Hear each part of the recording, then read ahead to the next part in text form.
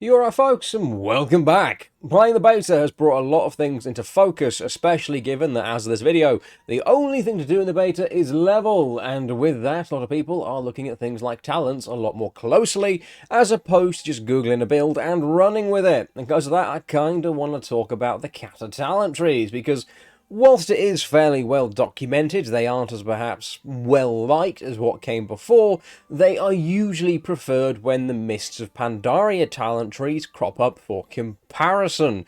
So I thought it would be worth taking a more in-depth look at them as a whole. Now, I'm usually about Cata hype on this channel. I personally think Cata is a cracking expansion with a lot of positive qualities.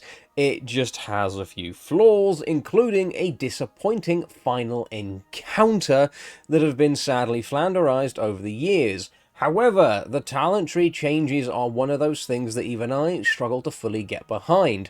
I'm very much in favour of the OG talent systems. I simply like getting a point per level and having the freedom to place it wherever I so choose without being forced into a specific talent tree. Now, some of the arguments against the original talent tree format I've come across tend to focus in on the fact that people just go for the cookie cutter or endgame build, and that's that.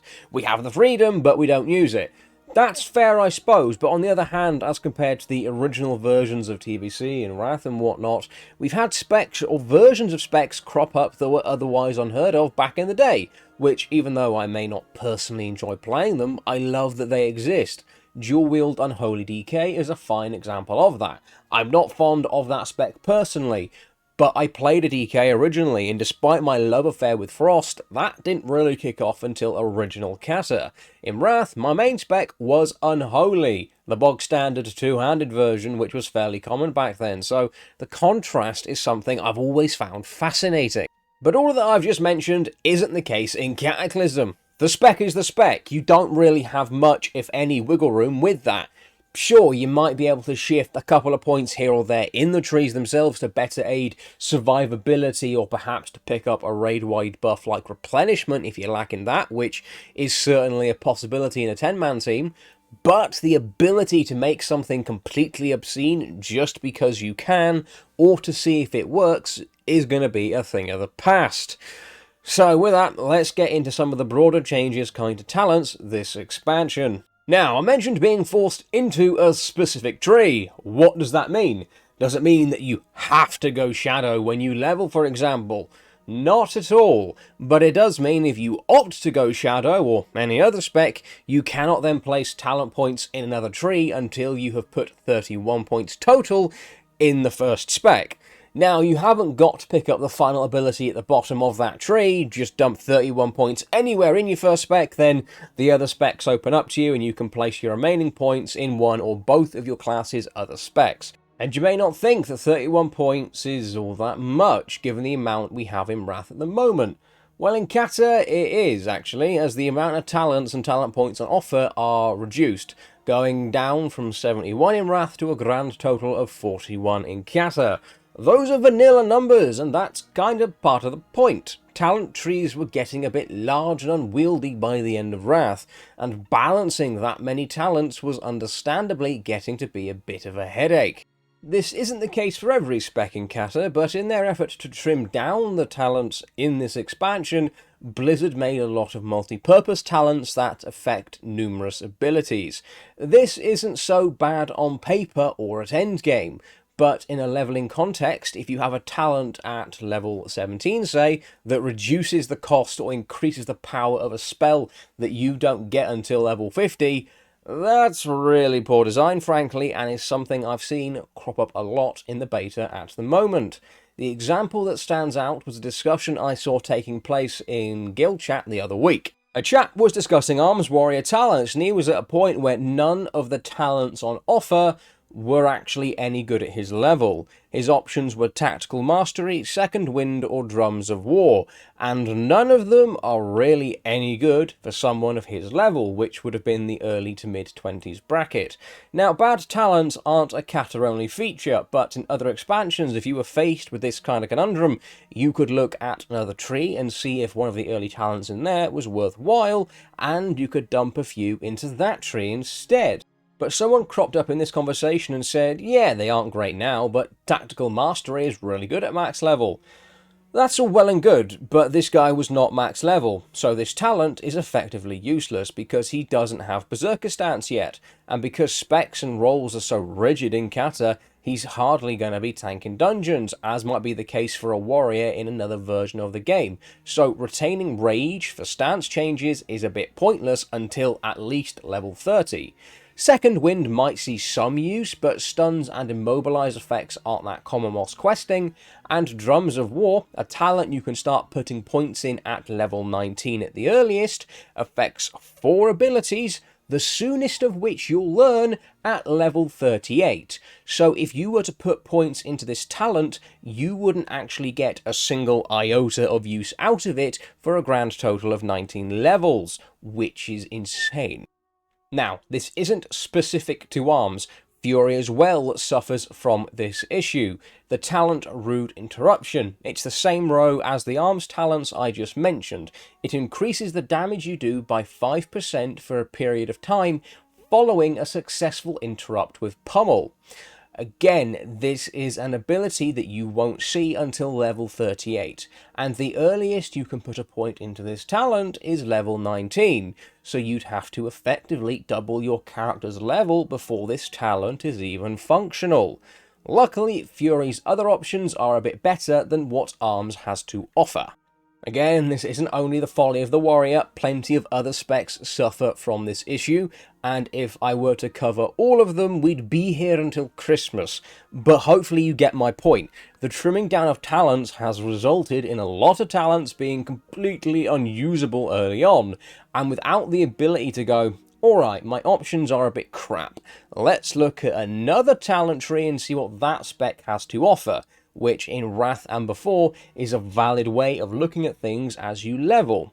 Yeah, you might end up with some sort of Frankenstein build, but once you're the level to reach the properly interesting spec defining stuff, you can just go respec at your trainer and it's likely that the talents you were initially avoiding are now functional. But you don't even have the option to make that decision in Kata.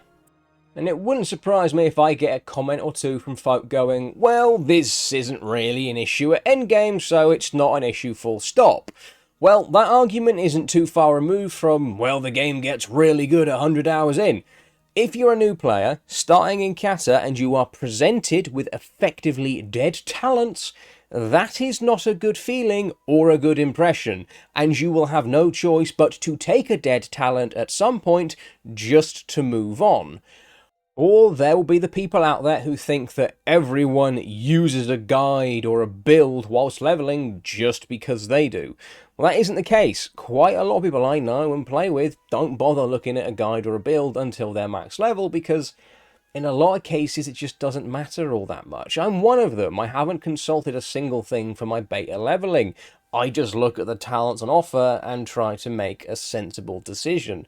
Thankfully, enhancement makes that pretty easy, but it's what I do for all leveling because I find it more enjoyable and like I'm actually playing the game, not just staring at yet another Wowhead page. And if you play like this, you will certainly notice the really bad talent placement. Having said that though, the placement is quite clearly there for endgame, so that once you've put your 31 talents into your spec of choice, the talents that early on that appear to be completely useless are actually fairly useful to someone who has 10 points to spend in another spec. But I also believe designing content like that is just a way to alienate potential new players, which is ironic given the amount of effort that went into making Cataclysm appealing to the new player.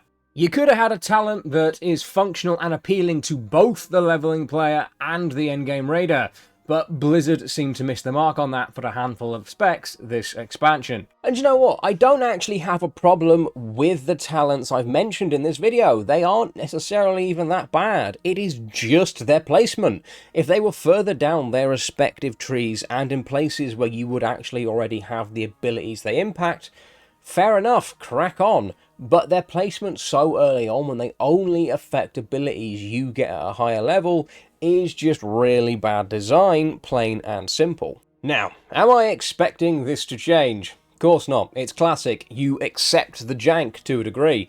but I still think it's worth talking about, though I would not at all be opposed to Blizzard taking a look at a few specs and possibly rearranging a few things so they are a little bit less moronic. So, I mentioned earlier that the amount of talent points we receive in Cataclysm is reduced. We lose 30 of them. So how does that impact talent acquisition then? Well, the heydays of 1 point per level are going to be behind us, with exception, namely the first 2 talents and the last 5. But generally, you will receive a talent point every other odd level, so 13, 15, 17, etc. This might seem a bit random, but is actually quite purposeful. One of the bigger arguments for the vanilla to Wrath talent trees is the idea of being rewarded each level and contributing to your player power outside of simply just leveling up, so that you can gradually feel yourself getting bigger and meaner. Blizzard did actually try to maintain this feeling in Cataclysm to some degree. Now, with exception, with the very early and very late abilities you can learn operating outside this format, skills picked up from a trainer are every 2 even levels, so 12, 14, 16, so on. Same as expansions past. With the way talents work in Cata, they slot in neatly between these trips to your class trainer, so you will still technically be receiving something every level, just instead of getting a talent every time you ding and picking up something from the trainer every couple of levels on top of that, it will go trainer, talent, so on and so forth. I really do get what they were going for here. It does make a lot of sense. I'm not just going to shit on them for the sake of it. I appreciate by the time this expansion was set to make an appearance, we were looking at 71 talent points over 80 levels, and those talents needed to be constantly balanced and tuned, which was a nightmare. And the prospect of throwing more levels and more talents on top of that was just untenable. But on the other hand, they did go a little bit too far in my opinion. If they had stopped at the talent reduction and only handing them out every other level, fair enough. I think the biggest issue myself and many others have is frankly the rigidity. Funky builds don't exist because they can't exist. For example, there is a build being used by a lot of warriors at the minute. It's basically half arms, half prot, and it's a really good dungeon tanking build. It's in fact insane, but that sort of thing just won't be possible going forward. Is it the best raid tanking build? Not by a long shot, but it doesn't need to be. For dungeons, it's spectacular. And that is the point. You don't have the freedom to make something that is amazing in a specific environment, and as such to become a god in that environment. It's generally a one-size-fits-all with the Cata talent trees. And that is a crying shame in my book, as it makes the game a whole lot less interesting. And even if it is just once an expansion, having a new weird build crop up and take the place by storm is part of what makes playing this game fun sometimes. Anyway, that's all you'll really need to know about talents in Cataclysm. You'll recognise a lot of them. There isn't really anything new or shiny or overly interesting, and that's due to the squish. They booted out all the unfashionable talents and kept the big spec-defining abilities, though some might work slightly differently due to other class changes and new abilities you pick up from trainers and whatnot. Let me know your own thoughts down below, and if you're so kind as to like, sub, share with your pals and so on, that'll be grand. Have a good one, folks. Bye for now.